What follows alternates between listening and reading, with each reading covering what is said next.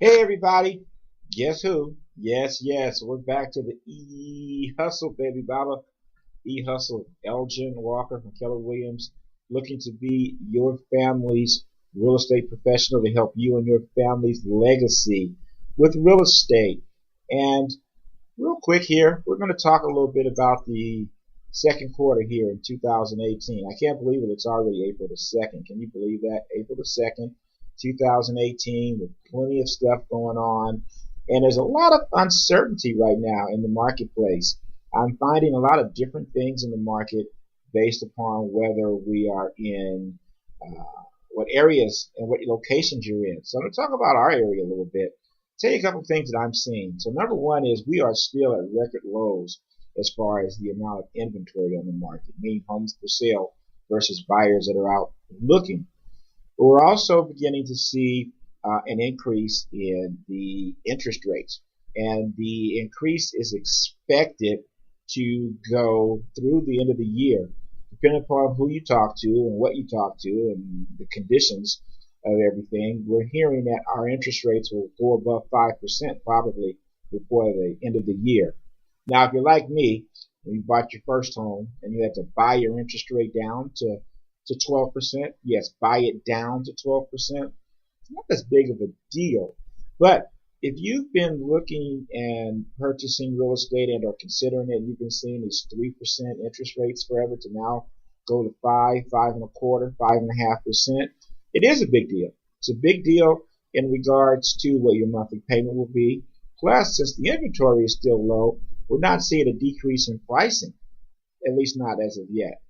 So we're also coming into what's considered our selling season as we are approaching that part of the quarter where graduation's coming in and people trying to relocate during the school breaks and all that other stuff. So we're coming into that part of the season as well, the spring season.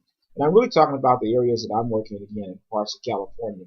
So what am I seeing? Well, it depends. There's some real estate agents, man, that are out here really belly aching about how bad the market is and they're not making any sales. And well, the truth of the matter is there is someone buying and selling real estate.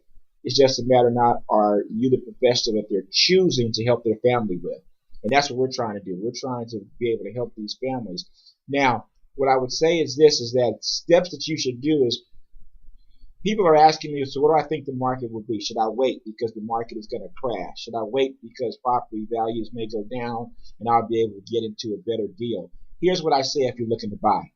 If you're looking to buy right now, what your biggest concern should be your monthly obligation, meaning that it doesn't necessarily matter your interest rate, the price of the house that you're purchasing. What matters is what your monthly obligation will be. And how does that compare to paying rent? See, figure this. If you are comfortable and you can make a $2,000 a month house note, and right now you're already paying $1,800 a month in rent, so you're paying maybe $200, $300 more a month to own your place, in my opinion, that's a no-brainer because this is what you're doing. See, we all pay to live somewhere, and you may be paying rent. So what you're doing is the person you're paying rent to, you are helping that person's family legacy. I'm going to say that again. The person or persons that you're paying rent to, you are helping that person's family legacy. See, you're helping your family legacy if you're getting your piece of the rock and you're paying your mortgage towards your equity, not to mention tax breaks, not to mention any of that stuff. You're getting your piece of the rock. If you never ever even sell a house, now you've got something to pass on to your children, your spouse, whatever the case may be. You've got to begin to put your feet in the ground, get you some roots somewhere, even if it's not in the exact location of where you want to live. Even if you don't live in the house yourself, you need to start to establish something solid and concrete that you can make an investment in. Even if it's in another state, whatever it is, you really should consider doing this. Where do I see the market as far as the price?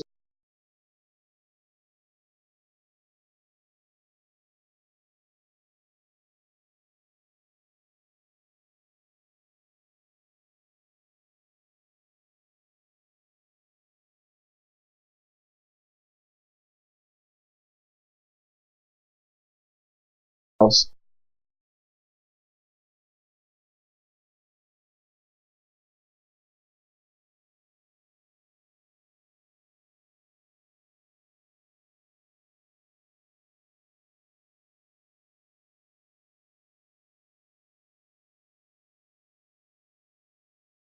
Is that if you can afford it monthly, and or it is at least in an area that you would consider living in, or holding on to the property for a while, it's really all monopoly money until you need to do something at that time. See, here's what I would tell you not to do.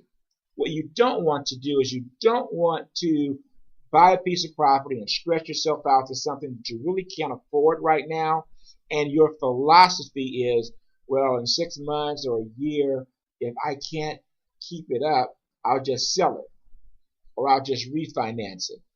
This is not the environment for that.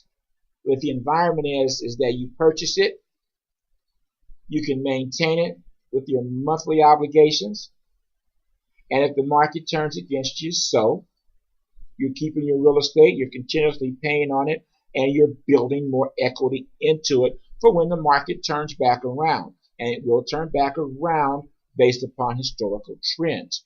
I've been in this long enough where I feel like I am a historical trend. This will work for you. So, where exactly will we be 3 months from now?